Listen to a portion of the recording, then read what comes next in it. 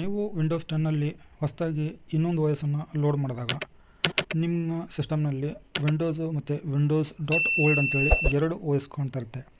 So ಇಲ್ಲಿ ನೋಡಿ, ಎರಡು ಪ್ರಾಪರ್ಟೀಸನ್ನು ನೀವು ಚೆಕ್ ಮಾಡ್ಕೋಬೇಕು ಅಂತಂದರೆ ಇಲ್ಲಿ ನಿಮ್ಗೆ ಕ್ಲಿಯರ್ ಆಗಿದೆ ನೋಡಿ. ಇಲ್ಲಿ 49 GB ಇದೆ.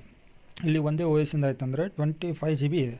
ಸೊ ಇಲ್ಲಿ ನಾವಿವಾಗ ಓಲ್ಡ್ OS ಪ್ಲಸ್ ಹೊಸ OS ಎರಡು ಇಲ್ಲಿ ಪ್ರಾಪರ್ಟೀಸನ್ನು ಚೆಕ್ ಮಾಡ್ಕೊಂಡ್ಬಿಟ್ಟು ಇಲ್ಲಿ ನಾವು ಇವಾಗ ಓಲ್ಡ್ OSನ್ನು ಯಾವ ಥರ ಡಿಲೀಟ್ ಮಾಡೋದು, ಯಾವ ಥರ ರಿಮೂವ್ ಮಾಡೋದು ಅಂತೇಳಿ ನಾನು ನಿಮಗೆ ಈ ವಿಡಿಯೋದಲ್ಲಿ ತಿಳಿಸ್ಕೊಡ್ತಾ ಇದ್ದೀನಿ.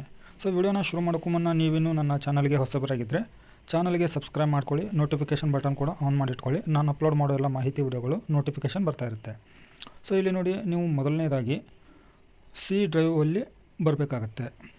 ಇಲ್ಲಿ ಸಿ ಡ್ರೈವಲ್ಲಿ ನಿಮ್ಮ ಡೆಸ್ಕ್ಟಾಪ್ನಲ್ಲಿ ಸಿ ಡ್ರೈವ್ ಇರುತ್ತಲ್ವ, ಅಲ್ಲಿ ಬಂದುಬಿಟ್ಟು ಈ ಒಂದು ವಿಂಡೋಸ್ ಓಪನ್ ಮಾಡಿಕೊಂಡು ಇಲ್ಲಿ ನೋಡಿ ಮೇಲೆ ಡ್ರೈವ್ ಟೂಲ್ಸ್ ಅಂತ ಇದೆ.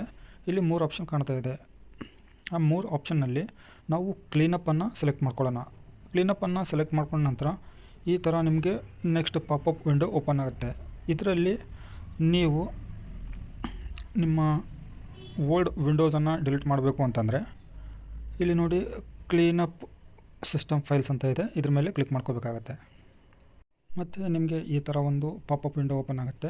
ಇಲ್ಲಿ ನೀವು ಸ್ವಲ್ಪ ಸ್ಕ್ರೋಲ್ ಡೌನ್ ಮಾಡಿದರೆ ಇಲ್ಲಿ ಆಪ್ಷನ್ ಇದೆ ನೋಡಿ, ಪ್ರೀವಿಯಸ್ ವಿಂಡೋಸ್ ಅಂಥೇಳಿ. ಇದನ್ನು ಡಿಲೀಟ್ ಮಾಡಬೇಕಾಗತ್ತೆ. ಓಕೆ ಮೇಲೆ ಕ್ಲಿಕ್ ಮಾಡ್ಕೊಳ್ಳಿ. ಇಲ್ಲಿ ನಿಮ್ಮ ಓಲ್ಡ್ ವಿಂಡೋ ಕ್ಲೀನ್ ಆಗಲಿಕ್ಕೆ ಪ್ರೊಸೆಸ್ ತೊಗೊಳ್ತಾ ಇದೆ ಡಿಸ್ಕ್ ಕ್ಲೀನಪ್ನಲ್ಲಿ. ಸೊ ಇಲ್ಲಿ ಅಬ್ಸರ್ವ್ ಮಾಡ್ತಾಯಿರಿ, ನಿಮ್ಮ ಓಲ್ಡ್ ವಿಂಡೋಸ್ ಡಿಲೀಟ್ ಆಗುವಂಥ ಟೈಮ್ ಕೂಡ ಇಲ್ಲಿ ತೋರಿಸುತ್ತೆ ನಿಮಗೆ. ಇಲ್ಲಿ ನೋಡಿ, ಒಂದು ಪರ್ಮಿಷನ್ ಕೇಳ್ತಾ ಇದೆ, ನೀವು ಪರ್ಮನೆಂಟ್ಲಿ ಡಿಲೀಟ್ ಮಾಡಬೇಕಾ ಅಂಥೇಳಿ. ಎಸ್ ಅಂಥೇಳಿ ಕ್ಲಿಕ್ ಮಾಡ್ಕೋಬೇಕು.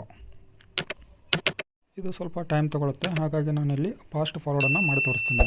ಅರ್ಧ ಗಂಟೆ ನಂತರ ಇಲ್ಲಿ ನೋಡಿ, ನಿಮ್ಮ ವಿಂಡೋಸು ಓಲ್ಡ್ ವಿಂಡೋಸು ಡಿಲೀಟ್ ಆಗಿದೆ.